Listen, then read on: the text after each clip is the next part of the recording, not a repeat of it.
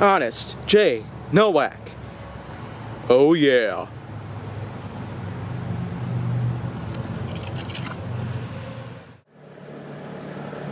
A pleasure to meet y'all at last, and welcome back to Honest J. Nowak. So now, of course, this is probably just another one of those so-called minor complaint things that I've got to talk about, but the title is as it is, so I mean, if you feel like watching this, then it's certainly going to be something that which I hope is going to be very entertaining, because my honesty is certainly the best policy.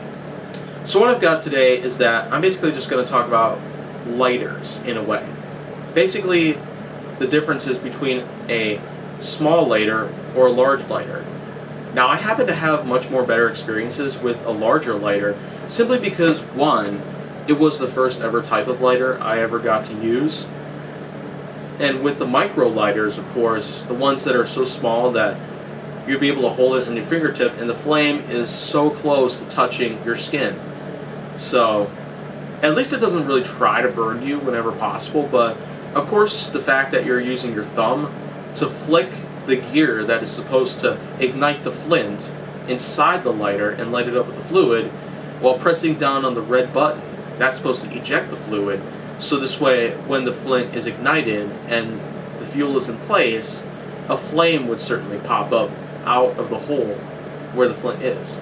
So that is actually how the micro-sized lighter works. And with a larger lighter, of course, it works a bit differently. You probably just hold down a little safety button and then just pull down on the trigger, which would cause the flint to automatically be ignited and then have fluid be secreted through into the tube itself that pokes out. Of course, the tube can be a few inches long, depending on what kind of large lighter you got, what kind of brand it does. There's different lengths that the lighter can be in.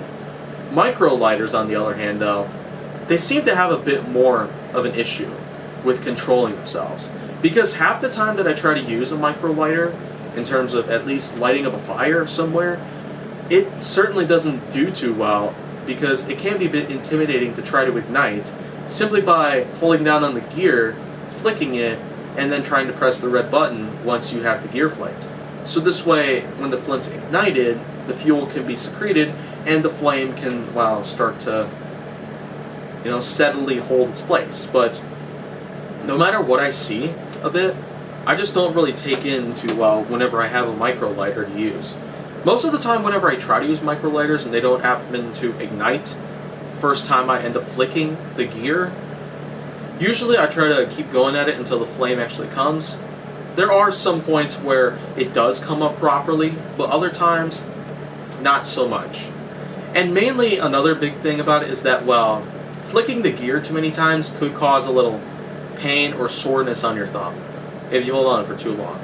And another thing is that because the flame is much closer to the skin, you would have a higher chance of getting yourself burned by the flame itself. That's just another thing, though. Because another thing is that no matter how close the flame is, especially to a fuel source, of course, that's just another thing you'd want to be very careful about.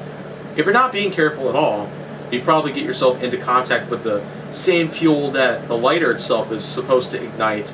Then when the fuel gets on you and the flames end up touching you, it will cause some serious burns on you. 2nd degree, 3rd degree, probably even 4th degree, even though that's kind of a rare occasion. So, I mean, all of this, it relates to how a lighter functions.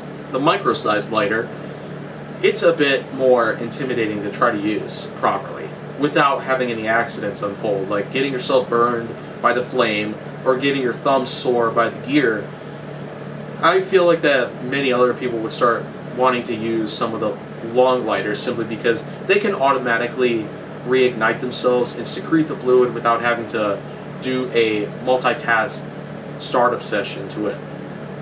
So I feel like that the micro lighter probably would have to become obsolete because of those common problems that associate with it, along with some of those uncommon problems that can be very well associated with it too.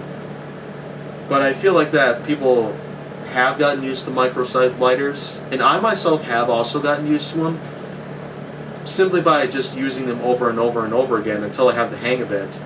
So it's probably not that big of a problem now, but I'm just saying that back then I've had somewhat of a bigger issue with trying to use them properly. especially when it comes to flicking the gear and pressing the red button down to get the flame coming up in the right position and in the right level to which that it doesn't cause any harm to you or anything. And you definitely want to watch out for anything that could be flammable and detected by smell. That's just another thing that would go on. If you have the flame ignited, it could cause the air itself to go on fire. Probably blow you up in the process. So, I mean, there's so many problems I probably have with a micro lighter. Even though I got used to it, I still got, those problems in the back of my mind that I can't help but wonder if they're going to happen again. And I just know that they might happen, so, I mean, what's not to like? I feel like that's something I probably won't like later on. So now, I pretty much got all I need to talk about the problems based on the micro lighters that we commonly use, but with the advantage that the larger size lighters can actually do even better with most other ways compared to the micro sized ones. So that's pretty much all of that part. But if you want to see more go down on my channel, make sure that you like, subscribe, comment, follow me on social media, and stay on the Hollywood side.